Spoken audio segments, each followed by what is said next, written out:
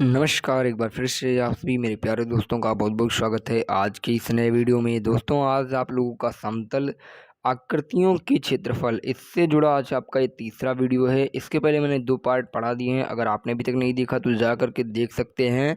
तो समतल आकृतियों के जो क्षेत्रफल है ये चैप्टर है, इससे आपके को काफ़ी ज़्यादा क्वेश्चंस भी आ जाते हैं, तो इसलिए वीडियो को पूरा आखिर तक अवश्य देखिएगा और इस वीडियो को ज़्यादा से ज़्यादा अपने दोस्तों तक शेयर अवश्य कर दीजिए। चलिए हम आपको जो भी आज के इम्पोर्टेंट क्वेश्चंस हैं वो कराएंगे, तो आप लोग वीडियो को पूरा आखिर तक देखिएगा और वीडियो को अगर अच्छी लगी तो लाइक करके इस वीडियो को जो है आप अपने दोस्तों के साथ में अवश्य शेयर करिएगा। चलिए हम स्टार्ट करते हैं बिना किसी देरी की। उम्मीद करते हैं आपने पहले के वीडियो अवश्य देखे होंगे, अगर अभी तक नहीं देखे हैं तो देख ज़रूर लीजिएगा क्योंकि बहुत ही ज़रूरी वीडियो हैं। तो आप लोग पूरी की पूरी प्लेलिस्ट मिल जाएगी आपको चैनल पे, तो आप लोग वहाँ से भी देख सकते हैं। चलिए देखिए यहाँ पे जो आज आपका पहला प्रश्न है, आप लोग देखिए पहला प्रश्न आपके स्क्रीन पे है। यदि किसी वर्ग ABCD के विकर्ण AC की लंबाई 5.2 है 5.2 सेंटीमीटर है तो इसका क्षेत्रफल क्या होगा। विकर्ण है, विकर्ण AC दिया हुआ है, उसका लंबाई क्या दिया है जो है 5.2 सेंटीमीटर। अब जब विकर्ण की लंबाई दी गई है और हमें वर्ग का क्षेत्रफल निकालना है तो हम क्या करेंगे। तो हम वर्ग का क्षेत्रफल निकालने के लिए हमारे फार्मूला पता है, फार्मूला क्या होता है, तो हमें फार्मूला इस पे लगाना है वर्ग के क्षेत्रफल का। देखिए दोस्तों, यहाँ पे वर्ग के क्षेत्रफल का आपको फार्मूला लगा देना है और वर्ग का जो क्षेत्रफल होता है इसका 2 फार्मूला होता है। क्या क्या होता है, पहला अगर हम वर्ग के क्षेत्रफल को a मान लें तो पहले तो एक फार्मूला हम लिख सकते हैं वर्ग के क्षेत्रफल को कि भुजा का स्क्वायर, कोई एक भुजा हो उसका स्क्वायर कर दिया जाए तो ये आपका वर्ग का क्षेत्रफल।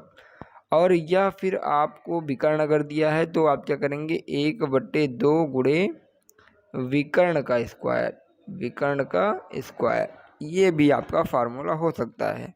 2 फार्मूले आपके होते हैं, क्या 2 फार्मूले आपके होते हैं वर्ग के क्षेत्रफल का। पहला तो आपका हो जाता है, एक हो जाता है भुजा स्क्वायर और दूसरा आपका हो जाता है क्या विकर्ण, 1/2 गुणे विकर्ण स्क्वायर।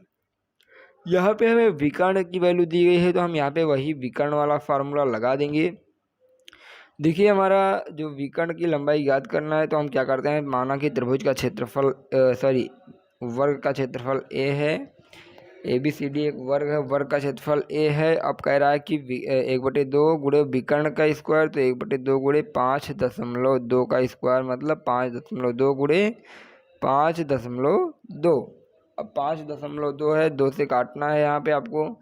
देखिए 2 से काटते हैं, यहाँ पे 0 से पहले हटा दे रहे हैं, एक जो है 0 यहाँ पे बढ़ गया, एक 0 यहाँ पे बढ़ गया। फिर काटते हैं तो 2 से 2 दूनी 4 हो गया, 2 छंग 12 हो गया, 26 गुणे 52। तो 26 और गुणे जब 52 हम करेंगे तो यहाँ पे हमें क्या मिल जाएगा, देखिए 26 दूना आपको 52 मिल जाएगा। तो यहाँ पे आपको हासिल क्या मिल जाएगा 5। फिर आपको 26 का गुणा 5 से करना है, तो 26 का गुणा जब 5 से करेंगे तो 135 हो जाएगा आपका। 26 का गुणा 5 से करने पर हमारा क्या हो जाएगा 135 हो जाएगा। क्या हो जाएगा 135। अब देखिए नीचे 2 जीरो और है, तो 2 जीरो जब हटाना है तो हम क्या करते हैं, इधर 2 जीरो हटाएंगे तो ये यहाँ पे 2 अंक के बाद जो है पॉइंट लग जाएगा। तो हमें मिला क्या 1352 था, लेकिन यहाँ पे अभी आ गया 13.25। तो हमारा जो एरिया आएगा वो क्या जाएगा 5.2 और क्या रहेगा सेंटीमीटर स्क्वायर रहेगा, सेंटीमीटर स्क्वायर रहेगा। यही हमारा राइट आंसर हो जाएगा प्रश्न का।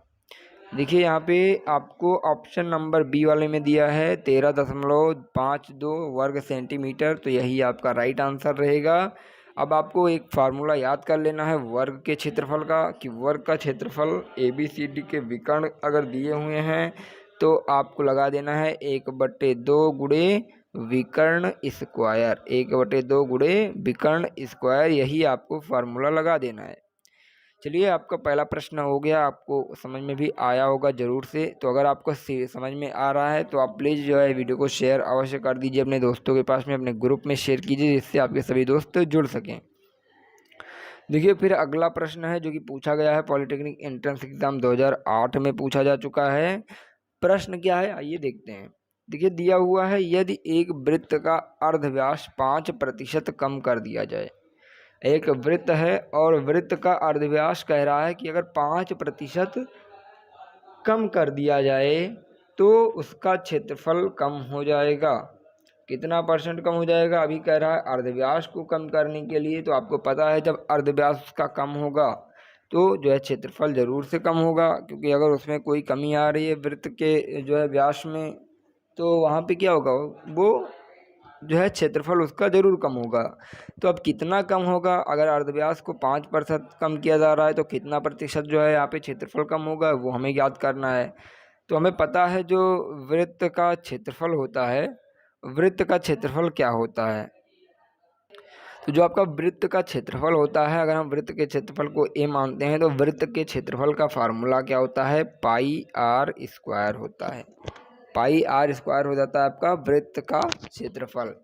अर्थात जो आर है, अगर आर में 5% की कमी हो जाएगी, मतलब अर्धव्यास है, तो अर्धव्यास का मतलब क्या हुआ, यहाँ पे अर्धव्यास दिया हुआ है और क्या है, 5% की कमी कर दी गई है।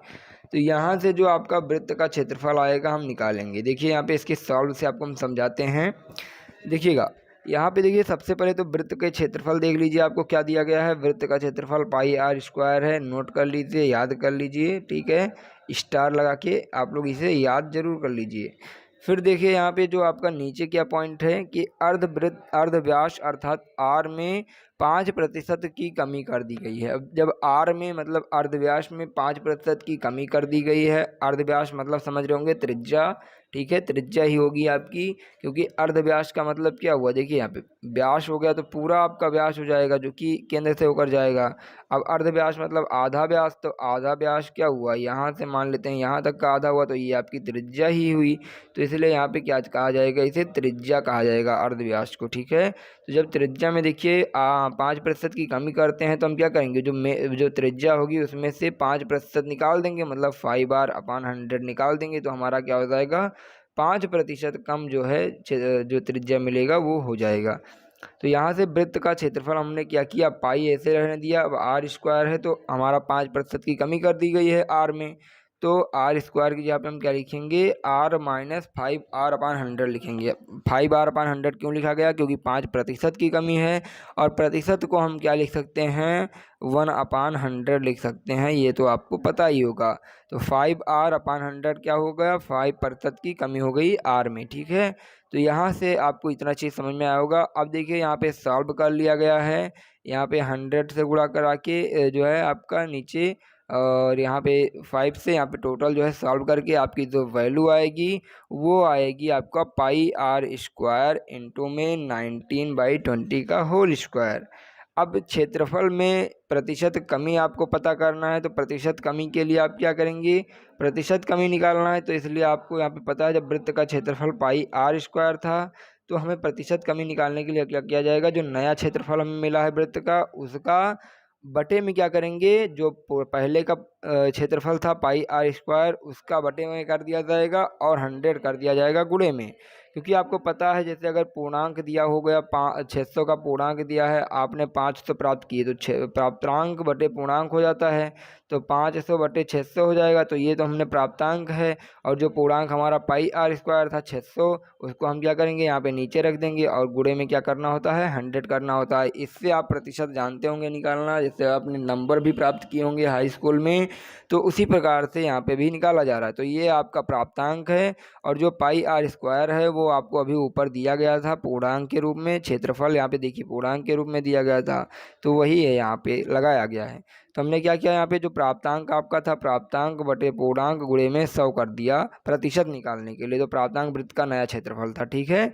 अब देखिए पाई आर स्क्वायर हो गया। अब यहाँ पे 19/20 है, तो 19/20 को यहाँ पे क्या किया गया है, देखिए यहाँ पे 19/20 से यहाँ पे देखिए तो यहाँ पे आपको एक चीज़ और ध्यान देना है, जो यहाँ पे ये इक्वेशन लिखा गया है दोस्तों, यहाँ पे क्या किया गया है, पाई आर स्क्वायर का अगर आप गुणा कराएंगे तो जो पाई आर स्क्वायर हो जाएगा और माइनस में आपको क्या मिल जाएगा, पाई आर स्क्वायर इंटू में 19/20 का होल स्क्वायर मिलेगा।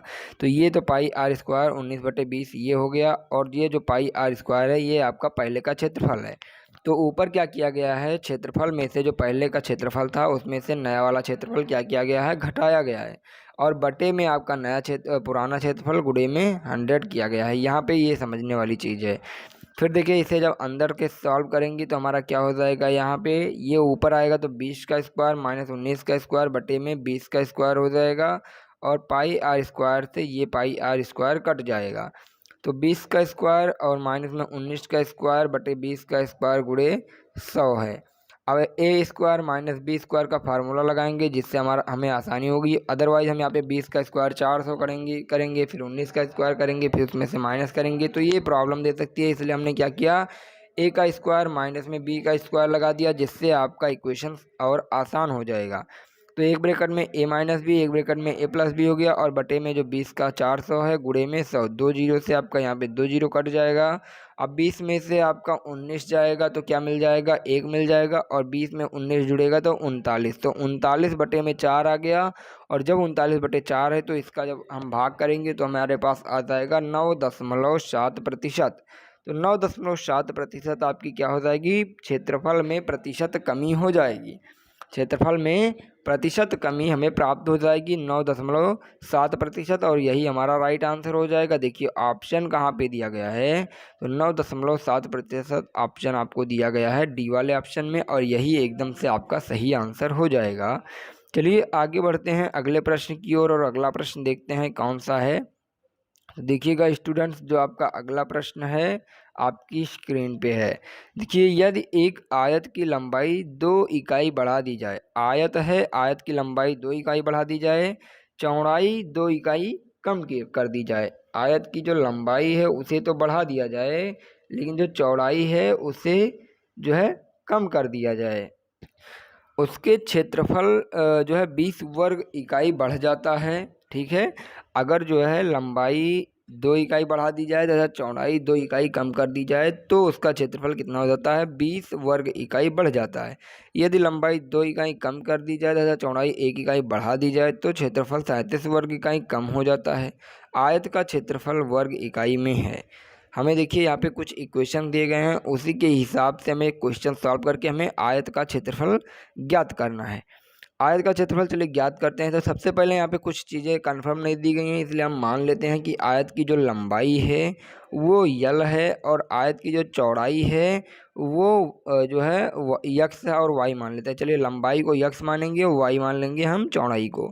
तो क्या किया, मान लिए कि आयत की जो लंबाई है आपकी यक्स हो गई, और आयत की जो चौड़ाई है वो वाई हो गई। अब कह रहा है एक्स और वाई में क्या कह रहा है, आपको पता है कि जो आपका क्षेत्रफल होता है आयत का वो क्या होता है, यक्स इंटू वाई होता है। आयत का क्षेत्रफल आपको पता है क्या होता है, यक्स इंटू वाई होता है। आयत का क्षेत्रफल ए, याद रख लीजिए, ए बराबर क्या हो जाएगा, यक्स वाई हो जाएगा। किसके लिए, आयत के लिए। जो आयत का क्षेत्रफल होगा एक्स वाई हो जाएगा, स्टार लगा के नोट कर लीजिएगा। तो आयत का जब क्षेत्रफल यक्स वाई हो जाएगा तो सबसे पहले देखिए प्रश्न में ही बताया गया है। प्रश्न में आपको क्या बताया गया था, देखिएगा प्रश्न में कहा गया था कि एक आयत की लंबाई 2 इकाई बढ़ा दी जाती है। तो यक्स की जहाँ पे यक्स में क्या किया जा रहा है, 2 ऐड कर दिया जा रहा है, तथा चौड़ाई में 2 इकाई कम किया जा रहा है। तो वाई में जो है 2 घटा दिया जा रहा है। अब इनका दोनों का गुणा क्या हो जाएगा आपका, इन दोनों का गुणा आपका क्या हो जाएगा, वो ये बता रहा है कि उसका क्षेत्रफल 20 वर्ग इकाई बढ़ जाता है। क्वेश्चन आप ध्यान से देखिएगा, क्वेश्चन अभी जो आपको लिखाए थे नोट कर लिया कीजिए, जिससे आपको समझ में आया करे। देखिए हम आपको एक बार फिर से क्वेश्चन दिखा देते हैं जिससे आपको समझ में आया, लेकिन आप नोट कर लिया कीजिए। देखिए लंबाई में मतलब यक्स में 2 बढ़ा दिए तो यक्स प्लस 2 हो गया, अब इंटू में y होगा क्योंकि हमें क्षेत्रफल ज्ञात करना है, इंटू में चौड़ाई में 2 इकाई कम किया जा रहा है तो y माइनस 2 हो गया। तो ये हमने x इंटू वाई कर दिया, इससे हमें क्या मिलता है, हमें क्षेत्रफल मिलता है। क्षेत्रफल में कहा जा रहा है कि 20 वर्ग इकाई बढ़ जाता है, तो हमारा क्षेत्रफल ये मिलता था लेकिन इसमें 20 वर्ग इकाई बढ़ जाता है, तो हमने क्या किया, प्लस में 20 कर दिया। तो एक इक्वेशन हमें ये मिल चुकी है। इसी प्रकार से यहाँ पे लंबाई में 2 इकाई कम किया जाएगा तो x माइनस 2 हो जाएगा, चौड़ाई में 1 इकाई बढ़ा दिया जाएगा तो y प्लस 1 हो जाएगा, और बराबर में आपको मिल जाएगा 37 वर्ग इकाई कम हो जाता है क्षेत्रफल। क्षेत्रफल कितना कम हो जाता है, 37 वर्ग इकाई। तो यहाँ से एक्स वाई में से 37 वर्ग इकाई कट जाएगा। तो ये आपको इस प्रकार से 2 इक्वेशन मिल जाएंगे। अब इन्हीं इक्वेशंस को सॉल्व करके हम क्या करेंगे, क्वेश्चन का जो है आंसर निकालेंगे। देखिए यहाँ पे जो हमारा पहला इक्वेशन मिला था, हमने आपको बताया अभी, ठीक है, वो हम सॉल्व करते हैं। तो x प्लस वाई और y माइनस 2 को जब हम गुणा कराएंगे तो X Y plus 2y minus 2x minus 4 बराबर एक्स वाई प्लस 20। तो एक्स वाई से एक्स वाई कट गया आपका, 2y माइनस 2x इधर बच गया, इसको हम इधर पक्षांतर करते हैं तो 24 हो जाता है। दोनों में 2 कॉमन है तो 2 हम कॉमन ले लेते हैं, तो यहाँ से काटेंगे तो हमारा 12 बच जाएगा। मतलब y माइनस x बराबर हमें क्या मिल गया, 12 मिल गया। और ये हमारा क्या इक्वेशन नंबर 1 हो गया, y माइनस x। अभी दूसरा इक्वेशन जो कि अभी हमने निकाला था दूसरा पॉइंट से, तो हमारा क्या आया था, x माइनस 2 और y प्लस 1 बराबर एक्स वाई माइनस 37 आया था। अब यहाँ पर भी गुणा करा देंगे, यहाँ पर भी आपको मिल जाएगा एक्स वाई और माइनस में 2y प्लस एक्स माइनस 2 बराबर X Y minus 37। X Y से एक्स वाई आपका कट गया। अब देखिए यहाँ पे क्या क्या बचा, इस 2 को हम इधर पक्षांतर कर देंगे और जो आपका यहाँ पे बचेगा उसे हम इधर रोके रहेंगे। या फिर आप एक काम कीजिए, इसको इधर पक्षांतर कर लीजिए इन दोनों को, और इस 37 को इधर कर लीजिए जिससे ये पॉजिटिव में आ जाए। तो 2y माइनस एक्स बराबर क्या हमें मिल जाएगा, 35 मिल जाएगा जब हम पक्षांतर करेंगे तब। तो एक इक्वेशन ये मिल गया, एक इक्वेशन ये मिल गया। y माइनस एक्स यहाँ पे है, यहाँ पे 2y माइनस एक्स है। अब दोनों को जब हम सॉल्व करेंगे, मतलब सॉल्व करने का क्या हुआ, यहाँ पे आपको जोड़ना है, घटाना, कुछ भी करना है। तो देखिए y माइनस एक्स बराबर हमें सबसे पहले हम क्या लिखते हैं, 2y माइनस एक्स बराबर 35 आ रहा है, ठीक है। अब इसमें से हम इस वाले इक्वेशन को घटा देते हैं, तो यहाँ से माइनस वाई और प्लस में x हो जाएगा, क्योंकि इसका माइनस से गुणा कराएंगे तभी हमारा घटेगा, और बराबर में माइनस 12 हो जाएगा। तो यहाँ से 2y में से y जाएगा तो y बचेगा, प्लस और माइनस कट जाएगा। 35 में से आपका जब 12 जाएगा तो क्या बचेगा, 13 बच जाएगा, 23 बच जाएगा। 35 में से जब आपका 22 जाएगा तो क्या बच जाएगा, 23 बच जाएगा। तो इसलिए y का मान आपको 23 मिल गया। जब y का मान आपको 23 मिल गया तो यहाँ से आप क्या निकाल सकते हैं, x भी निकाल सकते हैं। y का मान 23 मिल चुका है तो हम x को इधर पक्षांतर करेंगे, 12 को इधर पक्षांतर करेंगे। तो y मतलब क्या हुआ हमारा, y मतलब हो गया 23 और माइनस 12 हो जाएगा क्योंकि प्लस में था, और इधर जाएगा x हो जाएगा। तो x बराबर क्या हो जाएगा, 12 जाएगा 23 में से तो क्या हो जाएगा 11। x का मान 11 आ गया, y का मान अभी हमने निकाला था 23। तो 2 चीज़ें हमें मिल चुकी हैं, x का मान और y का मान हमें इन दोनों समीकरण से मिल चुका है, क्या, 11 तथा 23। अब हमें आयत का क्षेत्रफल ज्ञात करना है। तो आयत का क्षेत्रफल क्या होता है, a बराबर होता है x इंटू वाई। तो a बराबर आपका हो जाएगा x इंटू वाई, 11 इंटू में 23। और 11 का गुणा जब हम 23 से कराते हैं तो हमें क्या प्राप्त होता है, हमें मिल जाता है 253 वर्ग इकाई। क्या मिल जाता है, 253 वर्ग इकाई। और यही आपका एकदम से करेक्ट आंसर हो जाएगा। तो उम्मीद करते हैं आपको समझ में आया होगा क्वेश्चन। चलिए अगले प्रश्न की ओर बढ़ जाते हैं। अगला प्रश्न देखते हैं कौन सा है। देखिएगा अगला प्रश्न ही बहुत ही मज़ेदार प्रश्न है। देखिए पॉलिटेक्निक एंट्रेंस एग्जाम 2006 में भी पूछा जा चुका है। एक वृत्त पर 4 बिंदु ए बी सी डी इस प्रकार हैं। वृत्त पर जो 4 बिंदु हैं और ए बी सी डी हैं, क्या है, वृत्त पर 4 बिंदु ए बी सी डी इस प्रकार से हैं कि वे एक वर्ग ए बी सी डी बनाते हैं। वही वृत्त है। अब इस वृत्त पे 4 बिंदु हैं और उस पर एक वृत्त जो है वर्ग बना रहे हैं ये चारों बिंदु मिलके। एक बिंदु ये हो गया, एक बिंदु ये हो गया, एक यहाँ पे हो गया, एक यहाँ पे हो गया। अब ये ए बी सी डी हैं, क्या है, ए बी सी डी। अब आप इसे देखिए, अगर इन सारी चीज़ों को हटा दिया जाए तो ये यहाँ पे क्या मिल रहा है आपको, एक वृत्त जो है वर्ग मिल रहा है, ए बी सी डी वर्ग मिल रहा है। अब कह रहा है जो वृत्त का है वो क्षेत्रफल, वो टोटल क्षेत्रफल आपको दिया गया है 3800। मतलब जो पूरे वृत्त का क्षेत्रफल आपको 3800 दिया गया है। तो जो वृत्त के अंदर वर्ग बना है इसका क्षेत्रफल क्या होगा, यही हमें ज्ञात करना है। अब देखिए वर्ग का क्षेत्रफल और वृत्त का क्षेत्रफल, इसमें दोनों का फार्मूला आपको आना चाहिए, क्योंकि वृत्त का क्षेत्रफल भी है, वर्ग का क्षेत्रफल भी है। तो वर्ग का क्षेत्रफल मैंने आपको अभी बताया था, क्या बताया था, दो आपको वर्ग के क्षेत्रफल का फार्मूला बताया था। याद होगा आपको तो अच्छी बात है, नहीं तो हम अभी आगे आपको बताने वाले हैं। रहे हैं। देखिए ऑप्शन यहाँ पे 4 दिए गए हैं, चारों में से कौन सा सही होगा आइए देखते हैं। चलिए देखिए यहाँ पे सबसे पहले तो हम क्या करेंगे, यहाँ पे वृत्त का जो है आपको देखिए ये फिगर आपको दिखा दिया जाए, कुछ इस प्रकार से हो जाएगा। अब वृत्त का क्षेत्रफल आपको दिया है कितना 3850, 3850। अब वृत्त का क्षेत्रफल आपको अभी बताया कितना होता है, पाई आर स्क्वायर होता है। तो यहाँ से आपको जो पाई आर स्क्वायर मिलेगा क्या 3850 मिल जाएगा। पाई का मान 22/7 होता है, तो हम 22/7 आर स्क्वायर लिख दिए, बराबर में इतना 7 का ऊपर गुणा हो जाएगा, 22 नीचे आ जाएगा। तो जब आप इससे निकालेंगे तो टोटल जो आपकी आर स्क्वायर की वैल्यू निकलेगी, यहाँ आर स्क्वायर बराबर मिल जाएगा 1225। और 1225 किसका जो है वर्गमूल होता है 35 का। तो आर की वैल्यू आपको त्रिज्या की वैल्यू जो मिलेगी, आर आपको मिल जाएगा कितना 35 मीटर। 35 मीटर आपको क्या मिलेगा यहाँ से त्रिज्या, कोई यहाँ पे त्रिज्या है वो क्या मिलेगा 35 मीटर। या फिर आप इसे इस प्रकार ना लिख के हमें निकालना क्या है, हमें वर्ग का क्षेत्रफल निकालना है। वर्ग का क्षेत्रफल क्या होता है 1/2 गुणे विकर्ण स्क्वायर होता है जी।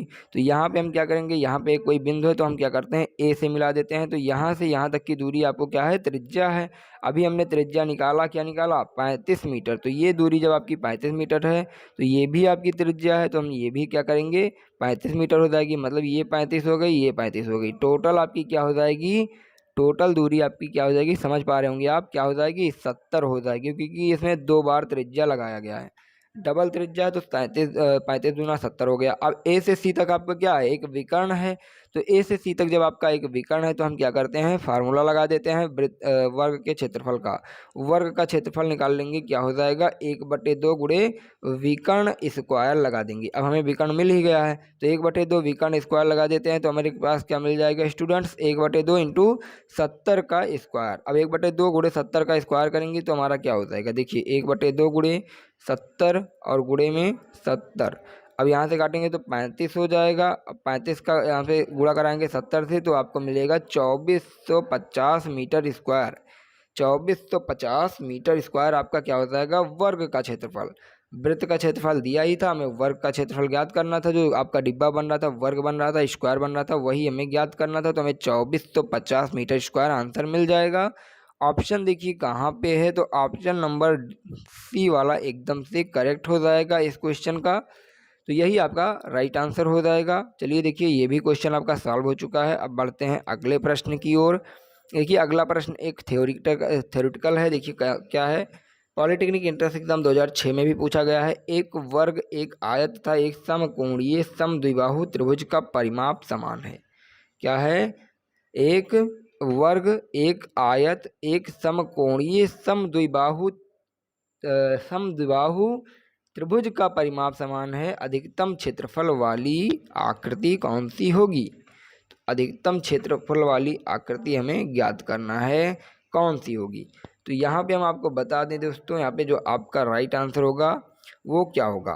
तो अगर कभी भी आपको दिया हो वर्ग दिया हो, आपको अगर वर्ग दिया हो, आयत दिया हो तथा अगर आपको समकोणीय समद्विबाहु त्रिभुज दिया हो तो पूछ लिया जाए कि अधिकतम क्षेत्रफल इसमें कौन से आकृति का क्षेत्रफल सबसे अधिकतम होगा, तो आपको वर्ग पे क्लिक कर देना है। मतलब वर्ग आपको सेलेक्ट कर लेना है, क्योंकि वर्ग का जो होता है इन दोनों से मतलब आयत और समकोणीय समद्विबाहु त्रिभुज से वर्ग की जो है क्षेत्रफल अधिक होती है। तो यही आपका राइट आंसर हो जाएगा। इसको निकालने की भी ट्रिक है, लेकिन थोड़ा बड़ी है ट्रिक, मेथड बड़ा है, तो इसलिए आप लोग इसे याद कर लीजिएगा कि अगर आयत और समकोणीय त्रिभुज है इन दोनों से क्या है वर्ग बड़ा है, वर्ग इन दोनों से बड़ा है, ये चीज़ आपको ध्यान देना है। तो देखिए आपके सारे प्रश्न हो गए हैं और आज का आपका होमवर्क आपके स्क्रीन पे है। ये आप लोग होमवर्क में करके हमें इसका आंसर अवश्य कमेंट करिएगा। चलिए देखते हैं कितने लोगों का आंसर कमेंट में आता है। तो अगर आपको वीडियो सच में अच्छी लगी हो तो लाइक कीजिएगा और वीडियो को शेयर अवश्य कर दीजिएगा दोस्तों के पास में। और क्लासेज अटेंड जरूर करिएगा, हर वीडियो आपको लेनी है, क्योंकि क्लास जो आपके एग्ज़ाम भी है नज़दीक आ चुके हैं, तो इसलिए क्लासेज अटेंड जरूर कीजिएगा। चलिए फिर मिलते हैं एक नई वीडियो के साथ में, तब तक के लिए बने रहिएगा चैनल पर और चैनल को जरूर सब्सक्राइब कर लीजिए। धन्यवाद।